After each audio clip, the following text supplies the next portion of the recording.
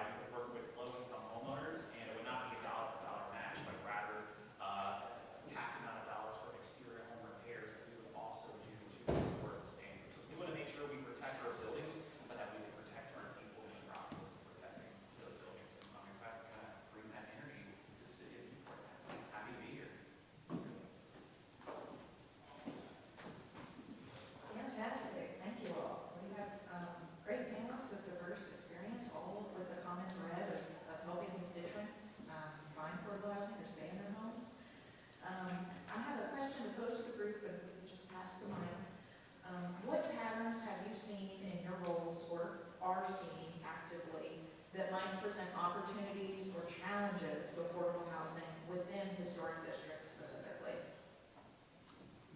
Yeah, so for us, we're all, right now we are, redoing a lot of our multifamily portfolio, and the changes in the state level state historic tax credit have been huge for us because, as we all probably know here, there's barely any money for affordable housing. There's even less money to preserve existing affordable housing.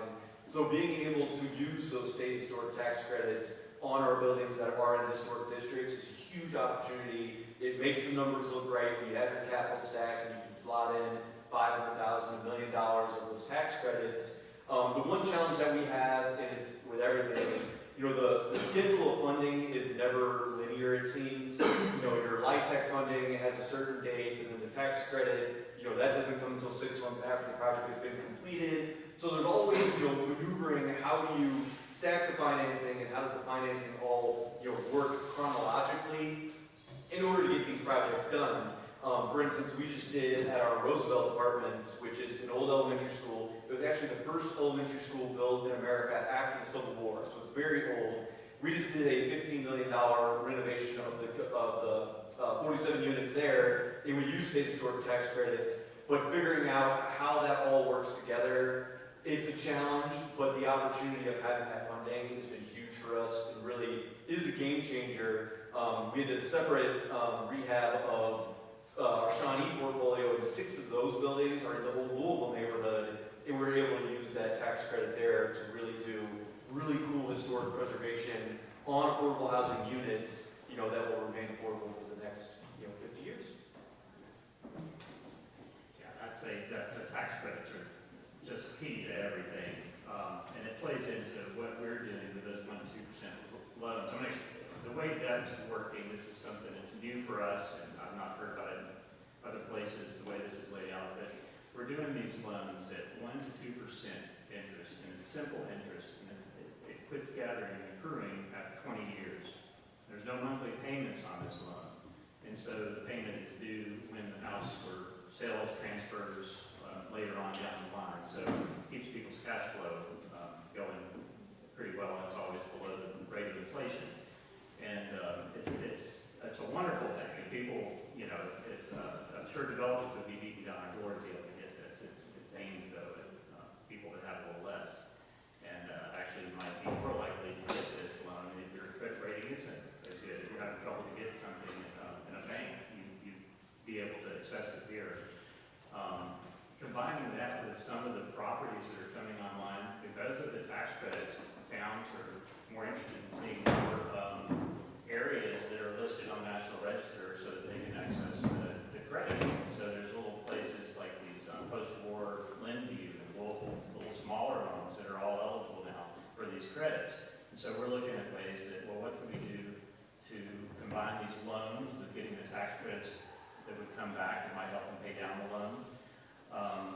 And how can we simplify the process? That might be difficult, but what we were thinking is we could look at, okay, we've got a loan for roofs, for HVAC, for things that are more simple and straightforward to make it through that tax credit process. And so, if you combine these smaller homes that are now eligible for the tax credits, you start looking at helping with financing for very particular needs that keep the building standing. And then those loans come in to help folks pay back these loans. When you put all that together, it starts to make an interesting scenario to be able to keep a lot more properties alive and affordable going into the future. So these guys talked about opportunities. I'll talk about challenges a little bit. So really the biggest challenge with all of this is lack of resources. So the amount of money that's available is going down while all the costs are going up, unfortunately. I think one good thing is I feel like on a local level and some on a national level, people are finally admitting that there is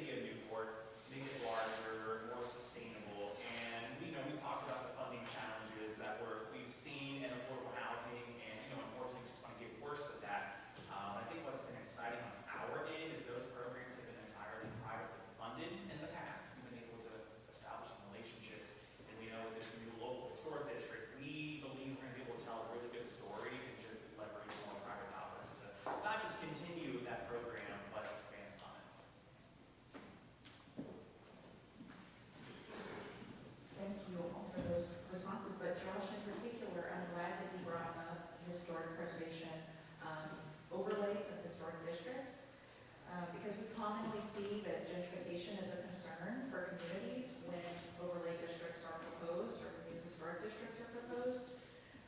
Do you or any of the panelists have any experience or research that may shed light on this topic or may help us better understand the benefit of historic preservation overlays as it relates to gentrification or not gentrification? Yeah, so in our work in Louisville, Louisville's a very different area geographically, and when we talk about gentrification, it's always kind of that moving target of one person's view of gentrification is another person's view of neighborhood revitalization and economic development. Where New Directions is uniquely positioned is because we believe in neighborhood revitalization, and the basis of that is in affordable housing. Our apartment units are affordable and will remain affordable.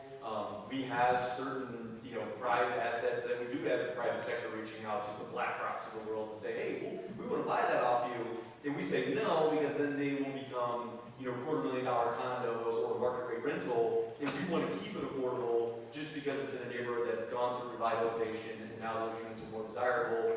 Our job is to make sure that we keep that affordable housing aspect in those neighborhoods, so that way the neighborhood can be income diverse and there's affordable housing options. We so we've been working with historic consultant Joe Pearson, who's amazing, and we have now the Shawnee neighborhood of Louisville is now historic overlay, and we worked on that along with Joe Pearson because we see it as an opportunity to bring in more resources to preserve affordable housing there, particularly with homeowners, because in that neighborhood the homeownership rate is, it's pretty high, which is great, and we want to protect those legacy homeowners and make sure that they don't become victims of displacement through speculation and things like that. And now that we also do free home repair services, so we can help protect them while also protecting our units there. And then finally, the last thing I'll say is it's important, in our free home repair work that we do to protect those homeowners, but also to make sure that as these neighborhoods go through the revitalization process, we want to make sure that the people that are in those neighborhoods are a part of the revitalization process and they're not victims of the revitalization process. So we do kind of, pride ourselves on protecting those units and keeping them affordable. And as we go through these gut rehabs of our large multifamily, we're bringing the inhabitants are staying, they're coming back. So these units are not, becoming market rate or even 80% AMI, they're 30% AMI rental. So it's true, real affordable housing. And the smaller units can be just affordable on their own. So we have a lot of ADUs, probably blank on the name, but accessory dwelling units. So the garage is upstairs, the garage is one of those places that might have been underutilized in the past, and some neighborhoods are getting fresh attention, I think, in a lot of areas. And tax credits, again, can be used with those. Charles mentioned the corner store project. There's a lot of corner stores in the world that have these smaller upstairs apartments, and so going in and trying to get an inventory of what's available like that and scale those and making sure that the owners are aware of what can be done to help bring the cost down and in turn keep the cost down on the rent for these privately held smaller spaces that are all around neighborhoods. So making sure to do that. But on the gentrification, I think sometimes that word gets thrown around more than it should. I think it's more of a displacement thing. It's more of a cycle that happens. And so when if you have a neighborhood that's always been maintained, you don't hear the word gentrification thrown around as much. But if you've had a neighborhood that's pretty old and it's gone through a cycle where maybe the economy has really crashed after the war or something, and they had a lot of buildings that have been broken up and become less valuable. There was less maintenance done. The building keeps going down and down. At some point, the people are going to be displaced. I don't know that that's always gentrification. If you bring the building up to where it once was, I wouldn't necessarily count that as gentrification, but it's sort of relevant. But if you're bringing the building up back to where it was, you're going to displace people. And so if the building is falling apart, if it's at a point where it's either going to have to be rehabbed or torn down, those people are going to, it doesn't matter what you think about the situation, the people are going to be displaced for sure, and it's not a good situation to get into. it's important to kind of remember maybe a difference. Gentrification to me, I moved to a town where I was told, well, the teachers, the firemen, and so on, they're moving to the next county. When you get to that, maybe downtown Charleston and all historic district, gentrification happens for sure. But I think a lot of people in this room, it's not yet gentrification. There's a separation between displacement, which happens all the time, and gentrification, where you take it another step up from there, where your workers don't have a place to live anywhere near where you need them to be. And that's where the problem is. But it's less a problem than maybe some people think. Yeah, I totally agree with what you just said. I mean, I think a good example is when we're talking about displacement. You know, a large tenant building that is completely not up to code, that somebody comes in and buys, rehabs into much nicer places, and now those folks can't live there anymore. Is that a good or a bad thing? Probably ultimately a good thing, because they were living in units that were substandard. So there's good and bad with that. You know, Covington's kind of been a leader in historic preservation probably for 50 years. I mean, my lifetime that I lived there, they really prioritized it. So that's a good thing. But certainly that there is, you know, gentrification, or however you want to define that word, that's happened with that. I mean, we have neighborhoods that, you know, 5 years ago, if you look at the west side of neighborhoods or around Main Street, those, I mean, there's houses that are being sold for $500,000 now that, you know, used to be uninhabitable. So it's just crazy how that's gone. But, you know, ultimately that's a good thing.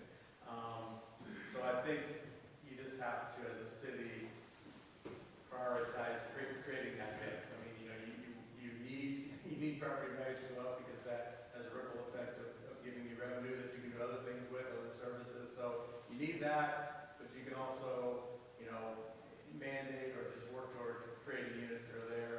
But also, I think you got to look regionally too. I mean, some of the urban core areas might not be the best places for affordable housing or workforce housing. I mean, you need it there, but you also need it like where people work. You know, the Hebrons and the Florences, the places where a lot of these folks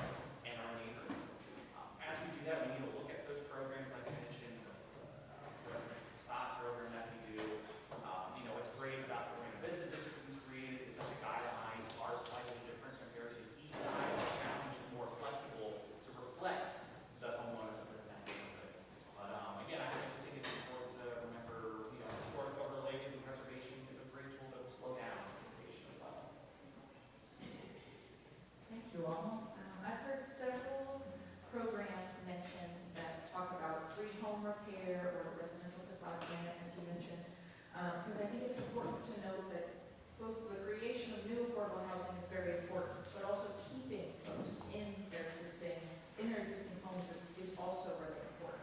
Can you all speak a little bit more about each of those programs that seek to help repair and retain people in their existing homes? Yeah, so at New Directions Housing, we've been doing free home repair for primarily elderly, low-income homeowners since 1993. Last year we did 349 houses, spending $3.9 million. A lot of that is CDBG money from local metro government, Kentucky Housing Corporation, the Federal Home Loan Bank System, private funding. All of it comes together, and we average about $14,000 to $15,000 of free home repair per unit. And it's all about preserving that legacy of home ownership, particularly in neighborhoods that are going through the revitalization process or on the brink of going through the revitalization process. We also ask all of our homeowners to apply if they have their end-of-life documentation in order. And if they do not, we do have a pilot program where we connect them with that legal expertise to get their end-of-life documentation. Because the ultimate goal is, we don't discriminate based on age. So, we've done a roof for a 96-year-old homeowner.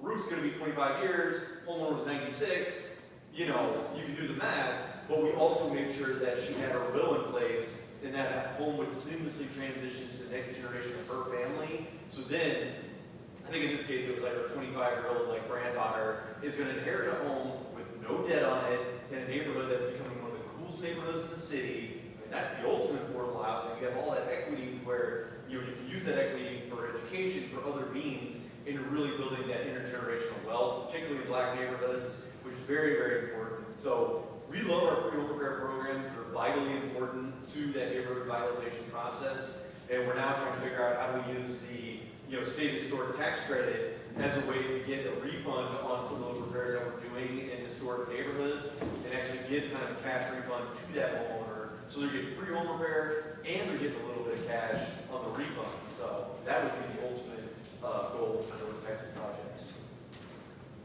Yeah, and with our program, I think I agree totally. I mean, one of our biggest sources of wealth in this country is our homes. Our home ownership is key to wealth, and wealth helps to make things seem more affordable and be more affordable. And so the more you can do to keep those homes in people's families, the better you're going to be off, the more affordable things are going to be for everyone involved. We do some of the similar things with the home repairs. Our lower loans that's in the $10,000 to $15,000 range can be forgivable loans. And so, those have gone to, one fellow I'm thinking of in particular, in Chickasaw neighborhood, he had a dean that brought it away into a lot of places trying to find money to repair this. And I mean, the house was sinking in the middle very quickly, cracks everywhere. And I'm pretty optimistic about whole buildings. You hear all the time, it's going to fall down. I've not hardly ever been in a building where I thought, yeah, it's going to fall down. This one, I would bet on in 5 years or so that this family would have lost that, what there is in equity in that home. It could have been lost very easily. It was in that kind of shape. And so to have projects like we're hearing about today, to have some of these, that little bit of $10,000 or $15,000 to do something like that, where you could lose a home that would have been worth $100,000 to the next generation, that is a good investment, I think. And I'd like to hear more and more of that. Yeah, we do some similar things in Covington with our federal funds. Home is all about housing development, so you're creating a housing unit, and so we use home for a down payment assistance program, but we also use it to acquire and rehab property. So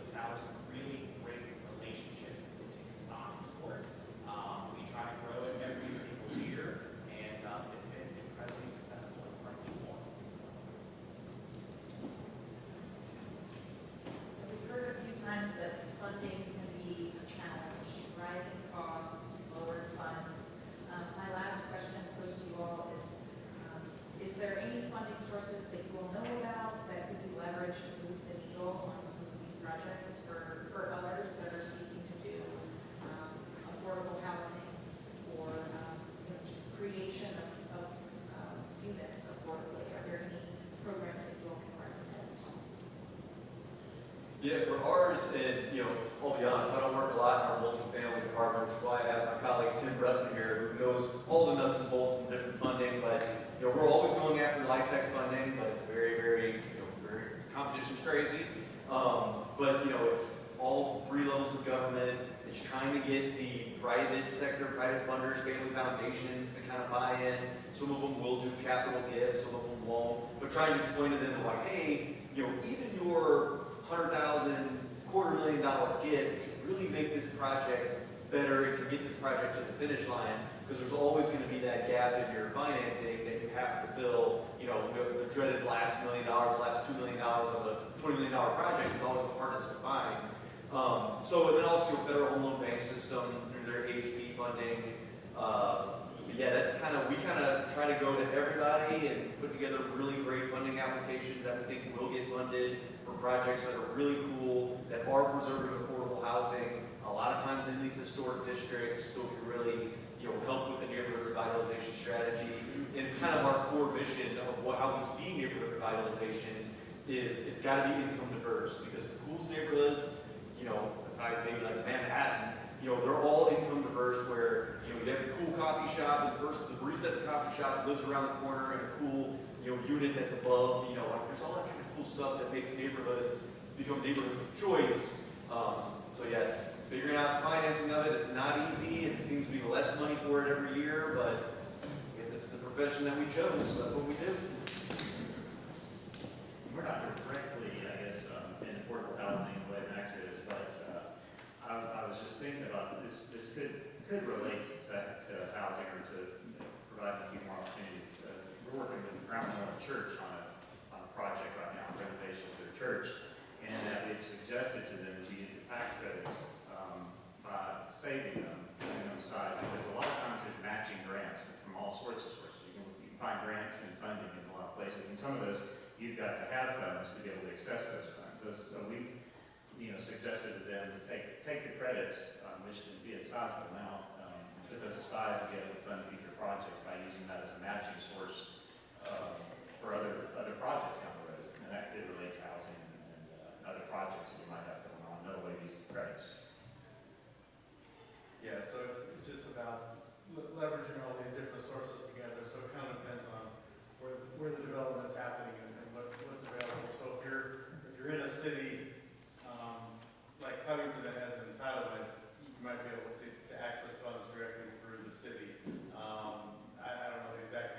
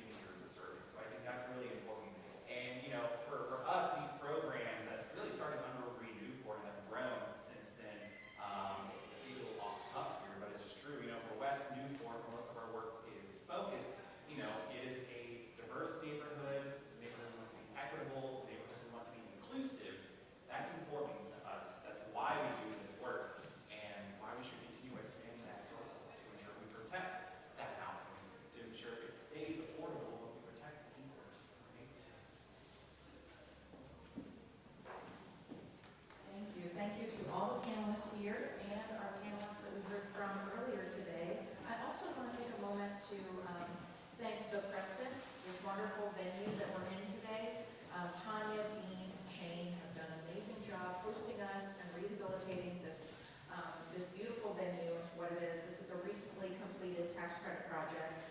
And if you enjoyed it today, they would really benefit from Google reviews because they just opened. So just plugging that in. We're going to now release for lunch those that had dietary restrictions listed on their application, on their registration. Those will be set